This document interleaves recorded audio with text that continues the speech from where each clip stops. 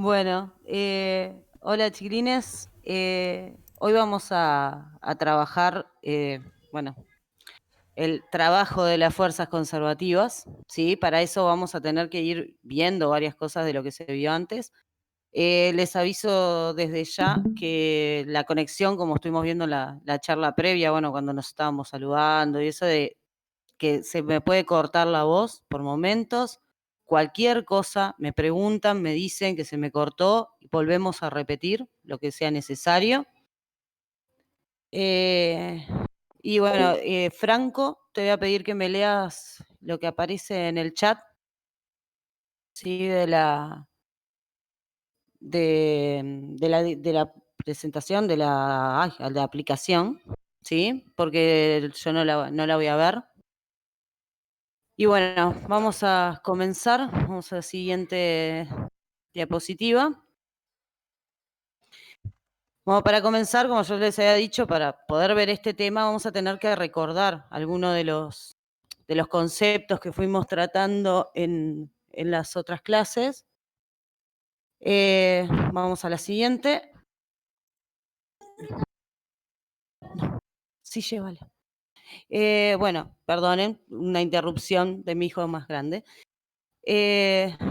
Lo primero quería preguntar, a ver si ustedes recordaban qué era, de qué es un sistema.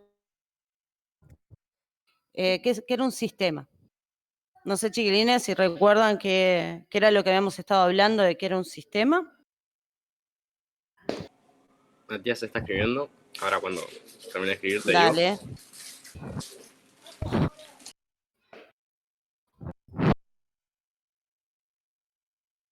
Disculpen que hay bastante ruido acá de fondo. Matías dice que un sistema es quizá un grupo de objetos que interactúan entre sí. Sí, nosotros podríamos hablar de un sistema cuando estábamos hablando, por ejemplo, nosotros, ¿se acuerdan que habíamos estado viendo cuando vimos la clase de energía? Habíamos mencionado la canción de Dressler que hablaba sobre que todo se transformaba y habíamos dicho que ahí en el sistema, por ejemplo, era todo el universo. No es una porción del universo.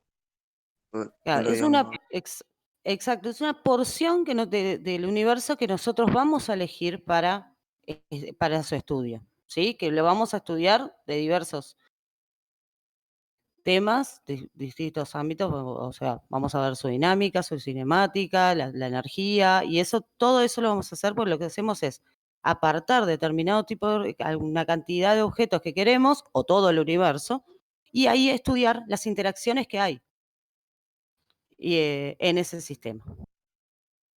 Acá yo les puse otra pregunta que era, ¿puede estar conformado por? Entonces, esa otra pregunta, yo puedo decir, bueno, puede estar conformado, medio la estuvimos contestando recién, podía estar conformado por muchos objetos, o sea, si nosotros tomamos todo el universo, va a ser todos los objetos, o podía estar, por ejemplo, con 2, 3 o 1, o un solo objeto, ¿sí?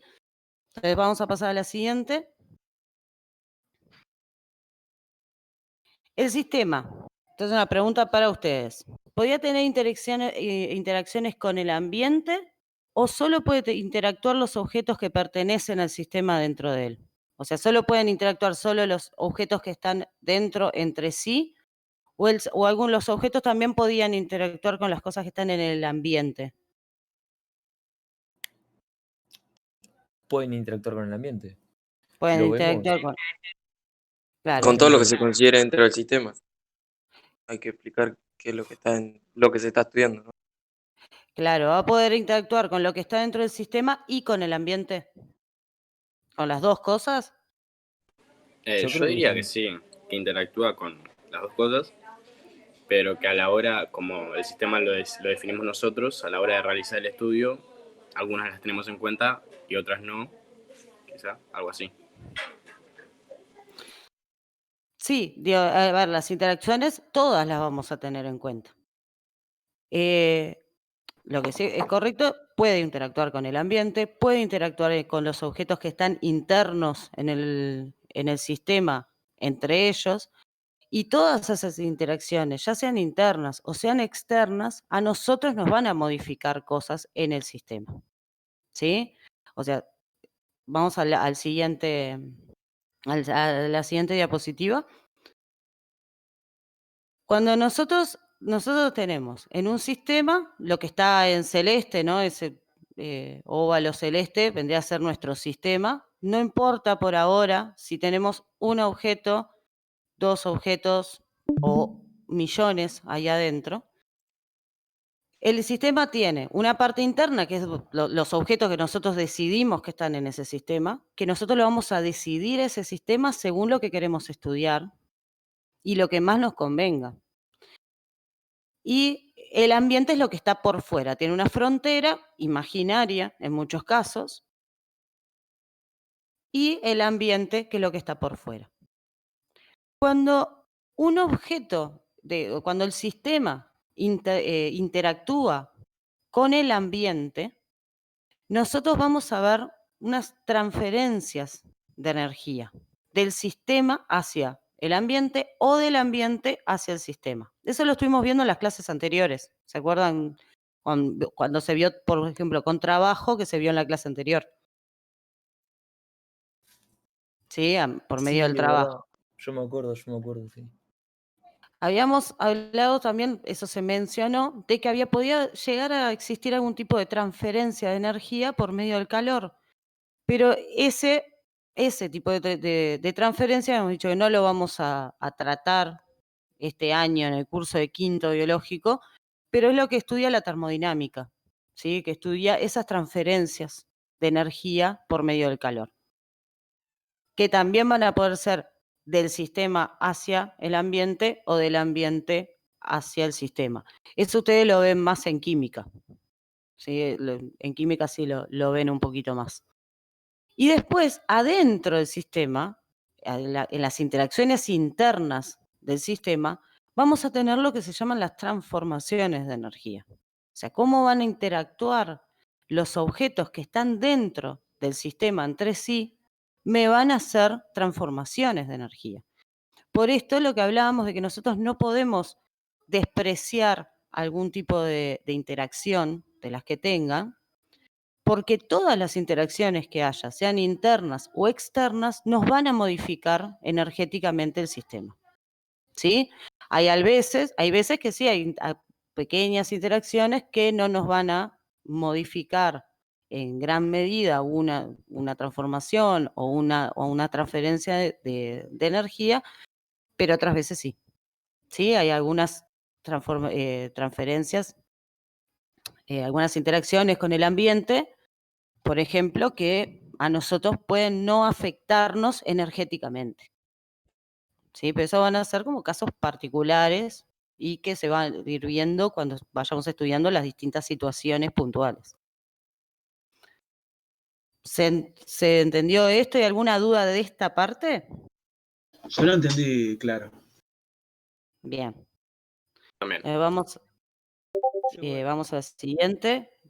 Franco, no sé si Matías o alguno ha puesto algo, Matías, Melanie, algo ha puesto en el Melanie, chat. Matías y Milagros Velázquez dicen que no tienen ninguna duda. Bien. Ahora vamos a ir a otra cosa que tenemos que recordar de lo que se vio en la clase anterior, que es cómo se calculaba el trabajo de una fuerza. ¿Alguno se acuerda de cómo era que se calculaba? Primero, ¿qué era el trabajo de una fuerza? A ver qué es lo que se acuerdan de la clase pasada.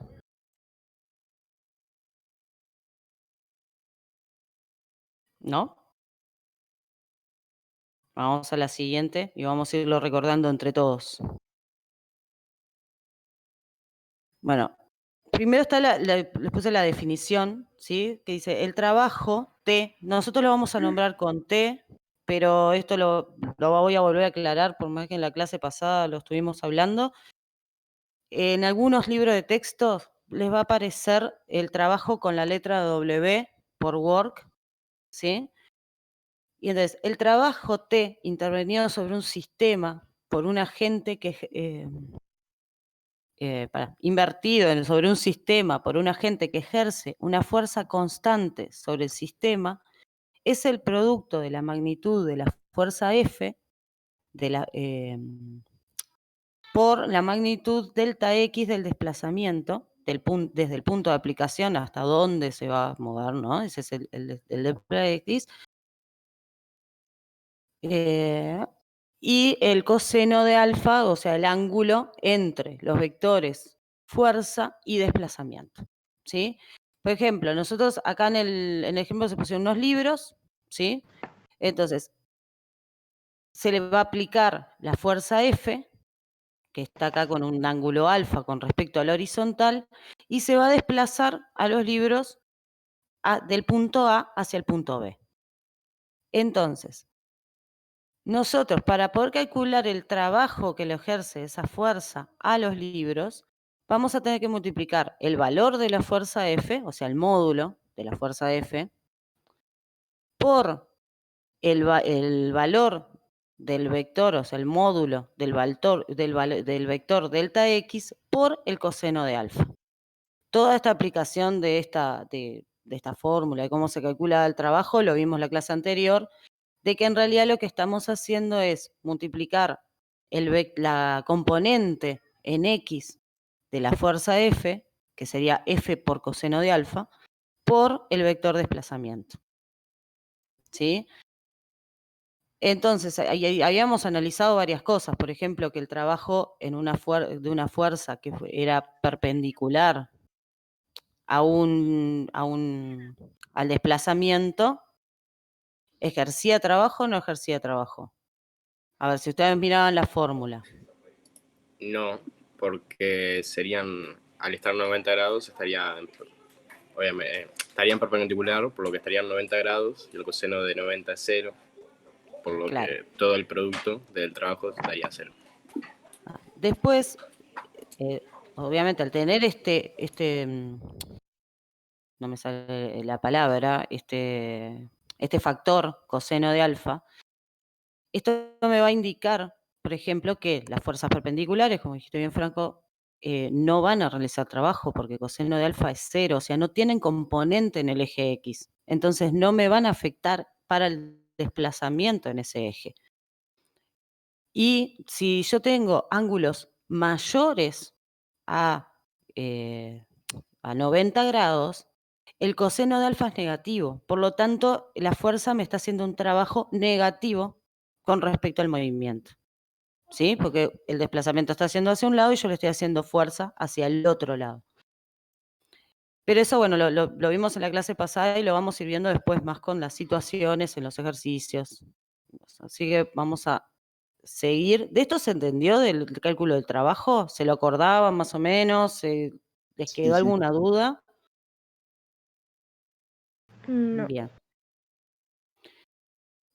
Seguimos. Entonces, es importante esto que el trabajo, nosotros lo mencionamos como que es una transferencia, es una forma de transferencia de energía, ¿sí? Eso lo nombramos cuando estábamos hablando de los sistemas. Los sistemas iban a interactuar con el ambiente a través de transferencias de energía y una de esas formas de transferencia es el trabajo. ¿Ah? Ahora vamos a seguir a otra definición que también lo habíamos trabajado en clases anteriores, que es de energía potencial. ¿Sí? Dice, cuando hablamos de energía potencial siempre nos estamos refiriendo a una energía que potencialmente se podrá transformar en energía cinética. Por eso la palabra potencial. O sea, es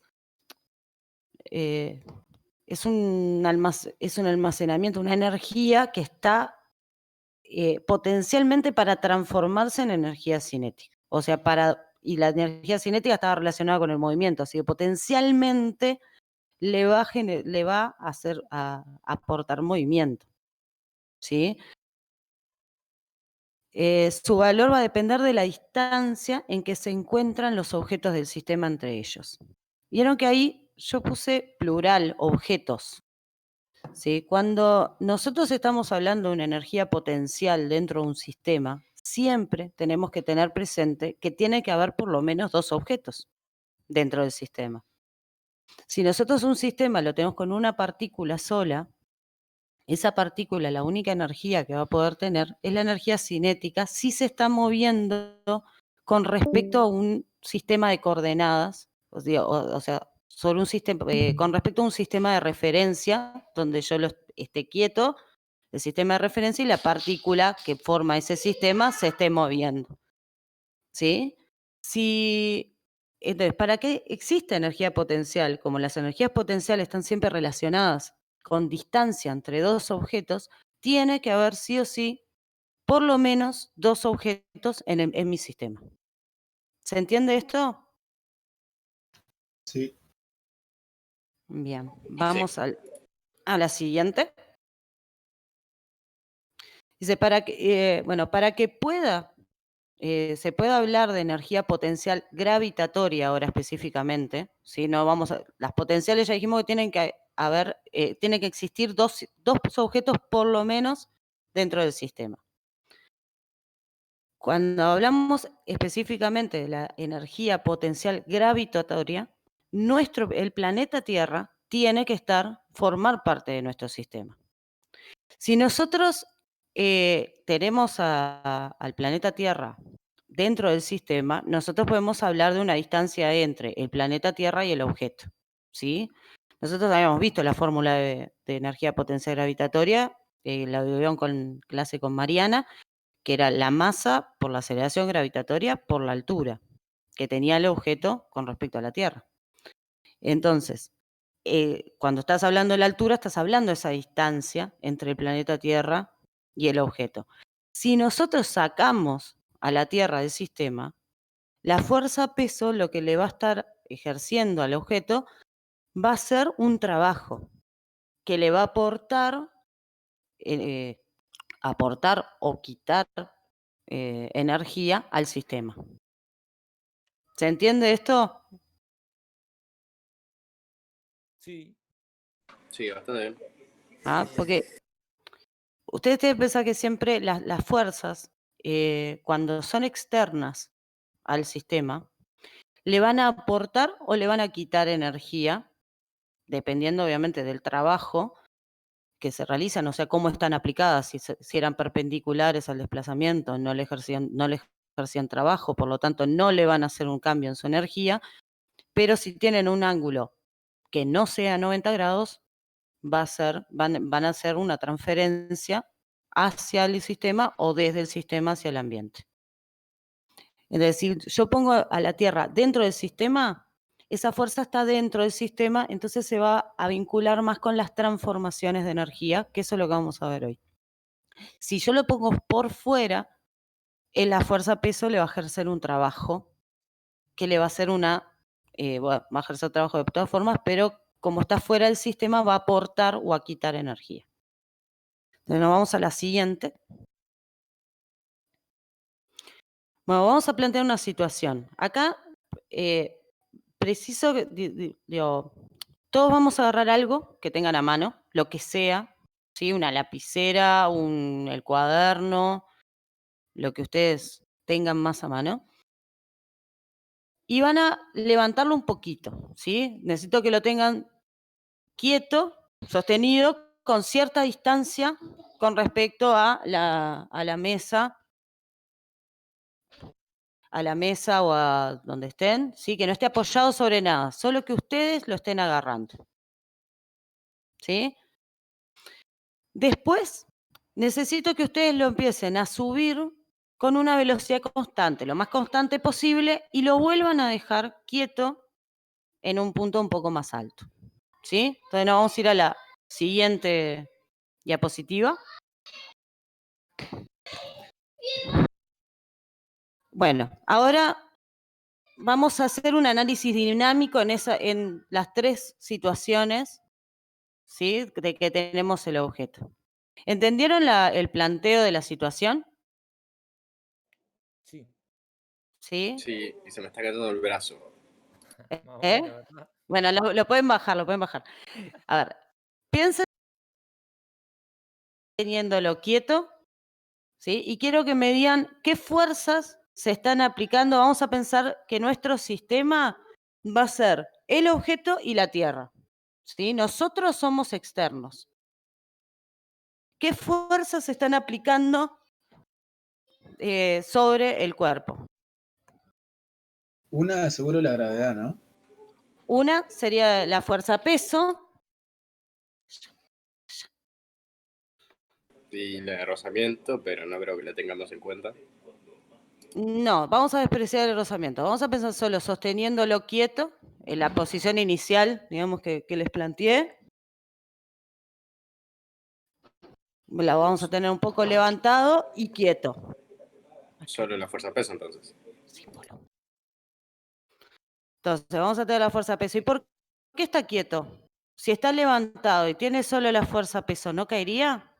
Claro, no hay una normal por la superficie de nuestra Y mano. esa normal, que no sería exactamente una normal, llamarla normal, ¿quién la está haciendo? La superficie.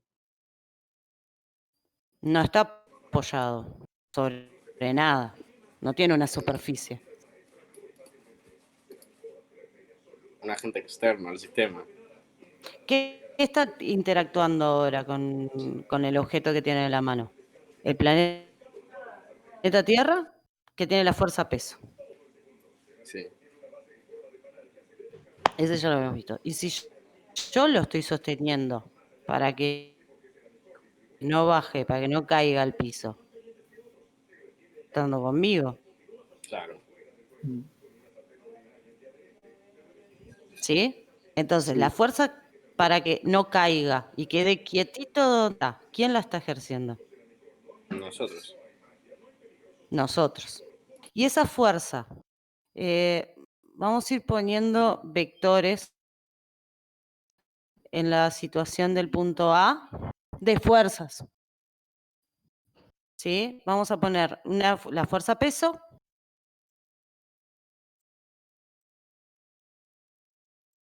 Y la fuerza que nosotros le estamos ejerciendo, ¿cómo la tendríamos que poner? Si está quieto el objeto, va a tener que ser contraria al peso, Hacia ¿no? arriba. Sí, es verdad. Y de módulo, ¿cómo tendrá de ser? ¿Más chica, Igual. más grande, igual? Más grande. Menor. Tiene que ser. ¿Más grande? Está quieto el objeto. Ah, igual entonces, ¿no? Igual. Estamos, Matías dice que igual también. no, vamos a recordar lo que decía la primera ley de Newton, ¿sí? Que si decía que si un objeto estaba en reposo o tenía un movimiento rectilíneo uniforme, la sumatoria de sus fuerzas tiene que ser igual a 0, porque estaba en equilibrio estático si estaba quieto o equilibrio cinético si estaba en movimiento. ¿Recuerdan eso? Sí. Sí, es verdad. Entonces, si yo lo tengo levantado, quieto, o sea, tiene velocidad 0, ese cuerpo tiene que estar en un equilibrio estático. Por lo tanto, la fuerza peso va a tener que ser igual a la fuerza que yo le estoy aplicando, para que no caiga. ¿Sí? Mientras yo lo estoy subiendo con velocidad constante, ¿sí? Hasta una posición final, ¿sí? Hasta la posición en el punto C. Pero todo lo intermedio, y se está moviendo con velocidad constante. ¿Cómo van a ser las fuerzas que se están en ese momento sobre el objeto? ¿La fuerza peso me va a variar en algo su módulo? No, el módulo de la fuerza peso creo que sí igual. Va a ser Cambiaría igual. el módulo de la fuerza que le aplicamos al objeto. ¿Cambia si se mueve con velocidad constante?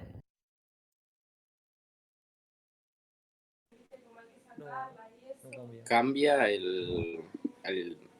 la fuerza que le estamos haciendo nosotros en función de la fuerza que le estábamos haciendo antes, porque antes estaba quieta. O sea, en realidad en el escenario A, si está en el eje X, voy a asumir que está en el piso. La fuerza normal es la misma que la fuerza de peso, pero ahora la fuerza no es la normal, sino la fuerza que le estamos ejerciendo nosotros va a ser mayor que la fuerza normal y en su trayecto no va a cambiar, digamos, porque está a velocidad constante, ¿no? Claro, si está a velocidad constante, voy a tener que tener un equilibrio cinético, ¿no? Y no tengo ninguna otra fuerza que esté actuando aparte del peso y la que yo estoy aplicando.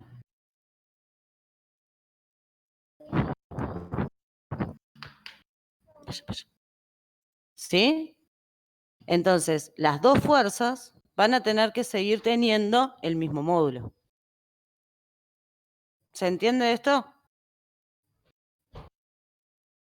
Sí. Y si tiene el mismo módulo, Ya. ¿cómo se mueve para arriba?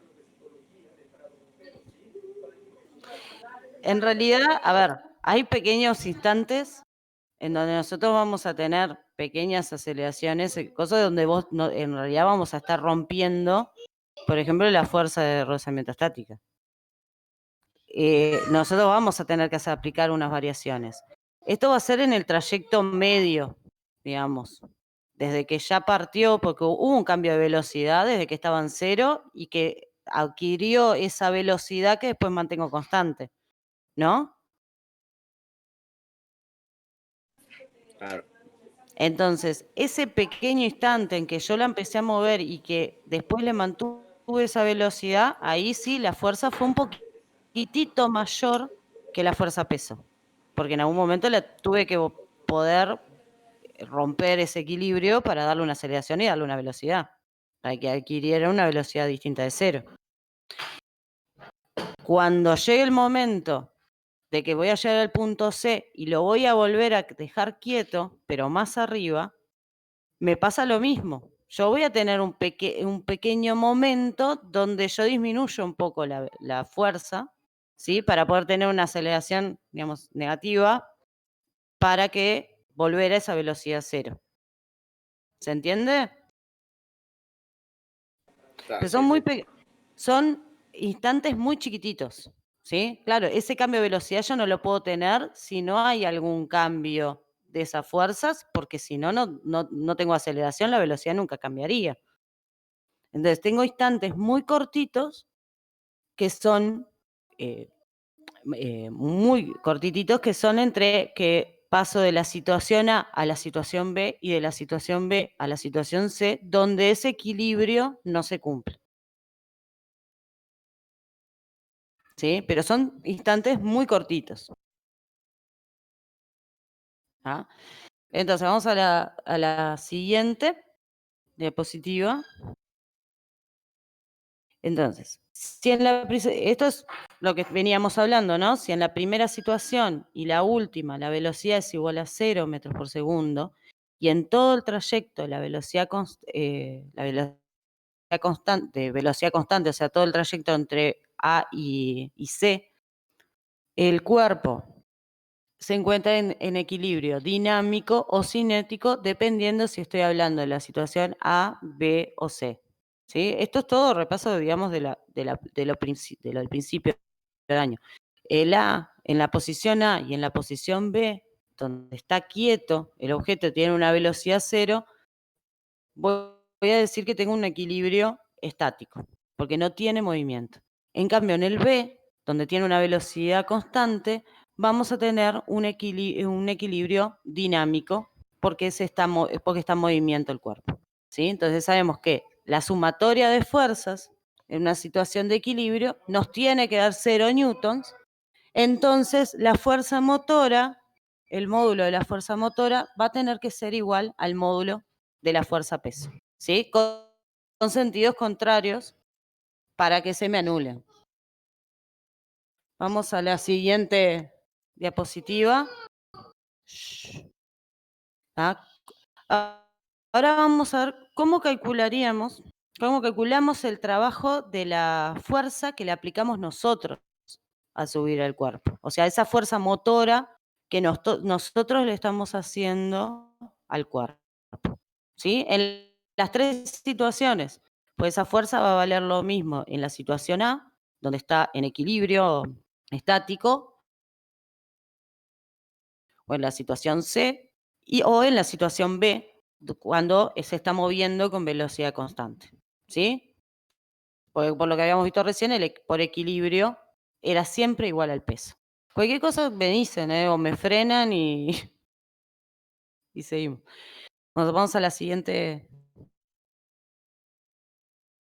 Diapositiva. Uy, ahí sí se trancó. Se trancó.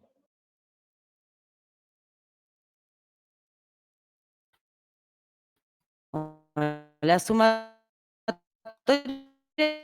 Se sigue trancando. Cristina, se está trancando mucho. Hemos dicho que como están en equilibrio es igual. Entonces la fuerza motora tenía que valer. Se tranca todo. No sé si es. Espera, voy a desconectar todo. A ver, voy a desconectar un segundo. Hola, ahí me ve el micrófono.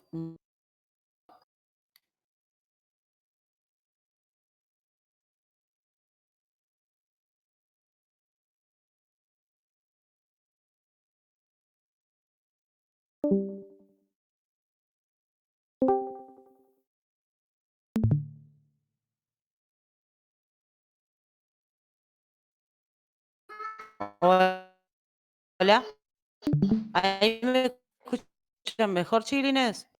Ahora sí, se tranca un poco, pero se escucha. Ahora sí, ¿se escucha mejor? Está. Y Bueno, ahora sí. Mejor sí. habíamos dicho. Está. ¿Quieren volver un poco para atrás o no? No, creo que está bien. Se trancó a partir de esta diapositiva, cuando Está. estabas por empezar a explicarlo. Bien. Cuando nosotros estamos hablando de que hay un equilibrio, ¿sí? Nosotros habíamos hablado tanto en equilibrio cinético como en equilibrio dinámico, que la sumatoria de todas las fuerzas me tenía que dar 0. ¿Sí? En este caso hemos visto que en el objeto habían solo 2 fuerzas que se estaban siendo aplicadas. La fuerza peso y la fuerza motora, la fuerza que nosotros le aplicábamos al objeto. Entonces, para que la sumatoria de fuerzas sea 0, esas 2 fuerzas tenían que tener el mismo módulo con distintos sentidos, la misma dirección y distintos sentidos, para que se me anularan por la suma de vectores. ¿Sí? Eso lo recuerdan.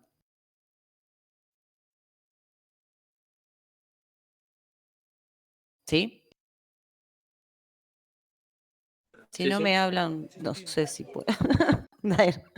Entonces, la fuerza peso, nosotros sabemos que la fuerza peso la calculamos como masa por aceleración gravitatoria.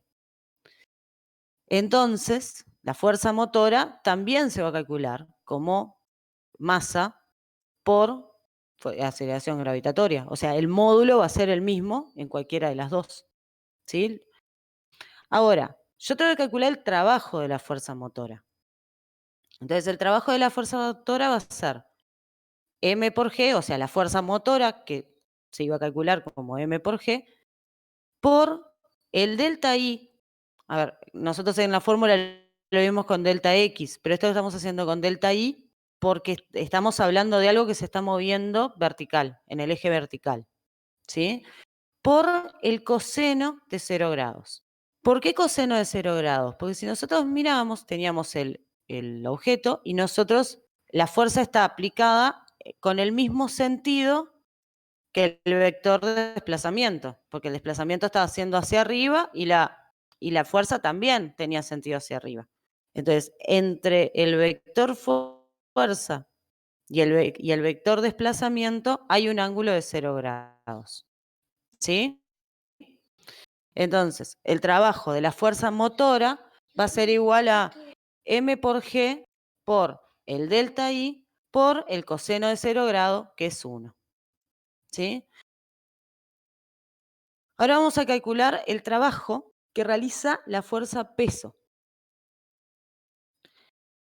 El trabajo de la fuerza peso va a ser m por g por el delta I, o sea, por el desplazamiento, por el coseno, pero de 180 grados. ¿Por qué 180 grados? Porque el vector de la fuerza peso es hacia abajo. Claro, Y el es vector contrario. es contrario. El vector de desplazamiento es hacia arriba porque yo me estoy moviendo, mi posición final está más arriba, y mi fuerza peso es hacia abajo. Entonces, entre esos dos vectores, como son contrarios, como bien dijiste Agustín, van a formar un ángulo de 180 grados. Entonces, el trabajo de la fuerza peso va a ser igual a m por g por el desplazamiento por menos 1, que es el coseno de 180. Entonces, el trabajo de la fuerza peso va a ser igual a menos m por g por delta I. ¿Sí? A ver, lo único que hice fue multiplicar por el menos 1 y en vez de poner menos 1, poner el menos adelante, ¿no? Entonces vamos a la siguiente diapositiva. Entonces, el trabajo de la fuerza peso va a ser igual a menos m por g por delta I.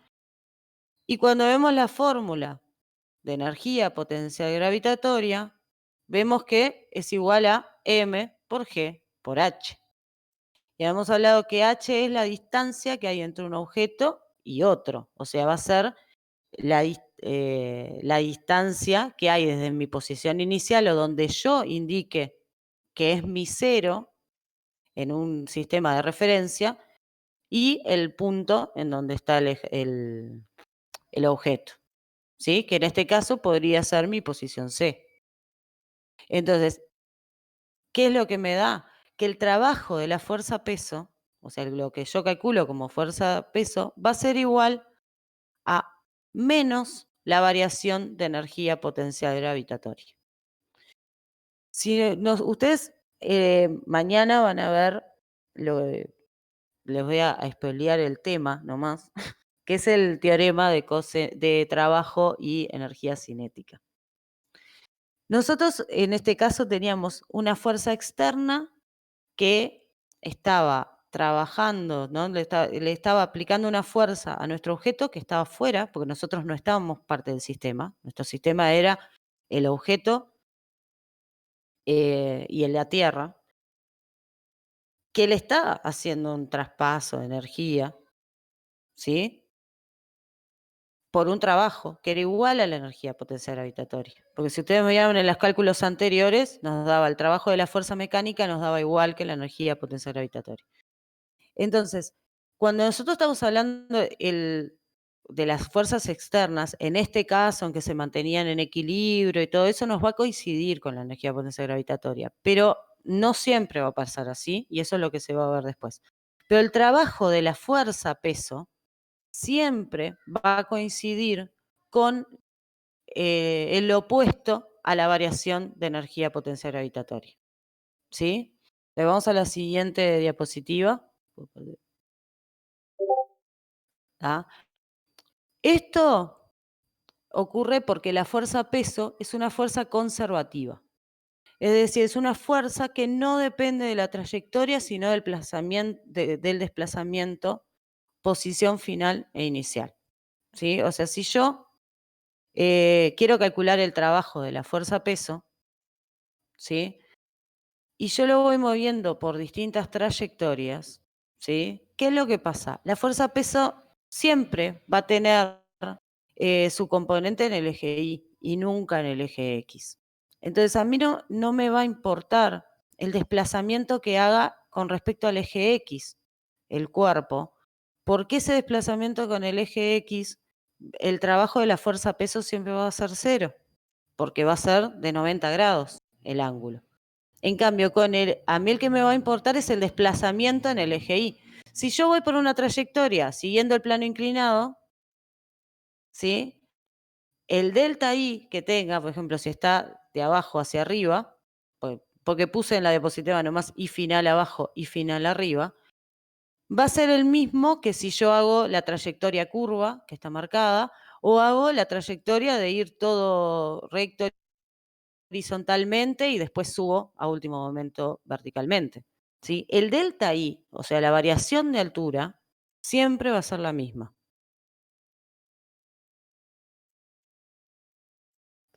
¿Se vio eso, chiquilines? Se entendió, sí. Porque acuérdense que siempre cuando yo estoy estudiando el trabajo de una fuerza, yo voy a hacer el trabajo de la componente con respecto, la componente en un eje con respecto al desplazamiento en el eje que me estoy moviendo. Por ejemplo, si me estoy moviendo en el eje X, me va a importar las componentes de las fuerzas en el eje X. Si me estoy moviendo con respecto al eje Y, me voy a preocupar por las fuerzas que tengan componente en el eje Y. Porque las que no tengan componente en el eje, su ángulo va a ser 90 grados. Cuando me estoy moviendo en 2 dimensiones, bueno, ahí me tengo que fijar si tiene componente en uno y en el otro, bueno, en cuál afecta. Sí, pero eso va a ser más puntual de cosas. Bueno, vamos a la siguiente diapositiva. Bueno, esto es una tarea nomás como para que ustedes lo vayan pensando. Lo vamos a ver más adelante, bien la comprobación, pero es para que ustedes lo vayan pensando, cualquier cosa lo mandan por el WhatsApp del grupo, pero para que vayan analizando esto. ¿Qué otra fuerza conservativa que tenemos es cuando es la fuerza elástica, la fuerza que ejercen los cuerpos que son deformables, ¿sí? Los elásticos, cualquier cosa que se pueda comprimir, por ejemplo, y volver a su posición y a su forma original, va a ejercer una fuerza elástica sobre el otro, ¿sí? Entonces, si en mi sistema yo tengo como parte de mi sistema un cuerpo elástico, ¿sí? Y otro cuerpo que interactúa con él, voy a tener energía potencial elástica. Entonces, las preguntas que van a quedar planteadas van a ser, ¿pasará lo mismo con la energía potencial elástica y el trabajo realizado por la fuerza elástica? ¿Por qué? Y si lo podrían demostrar. Pensándolo como demostramos en la parte de la energía, la relación entre el trabajo de la fuerza peso y la variación de energía potencial gravitatoria. ¿Ah? No sé si tienen preguntas, si quieren ver algo en particular de esto. Matías pone 3 puntitos suspensivos.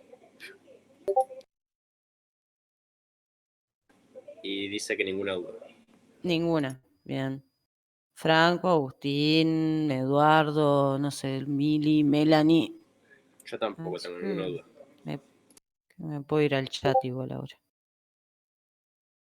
Sí. ¿No? Bueno, entonces sí quedó todo. Vamos a quédense pensando esas preguntas que quedaron planteadas. Y bueno, mañana tenemos clase nuevamente, la clase con Henry. Es importante que esto lo vuelvan a mirar, si pueden, la presentación, porque algo de esto va a estar relacionado y por si surgen dudas antes de la clase que viene de esto. ¿Está? Bueno, chiquilines, muchísimas gracias a todos. Y gracias Mariana y Henry por estar siempre. Bueno, muy bien, chiquilines.